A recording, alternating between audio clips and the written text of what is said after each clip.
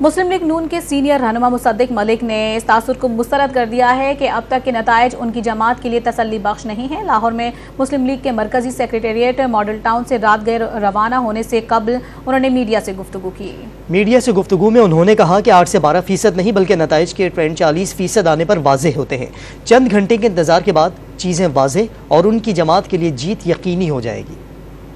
جتنے بھی ریزلٹس آ رہے ہیں، کوئی 8% آیا ہے، کوئی 12% آیا ہے، کوئی 18% آیا ہے۔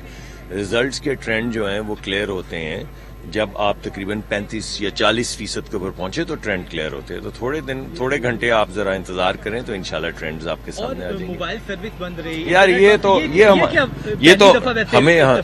ہمیں اتنی تکلیف ہے جتنی آپ کو ہے۔ میں تو خود بڑا پریشان ہوں، صبح سے نہ کسی کو فون کر سکتے ہیں، نہ کسی کو واٹس ایپ کر سکتے ہیں۔ یہ پریشانی تو یا آپ کو تو الیکشن کمیشن یا PTC ان سے پوچھنا چاہیے۔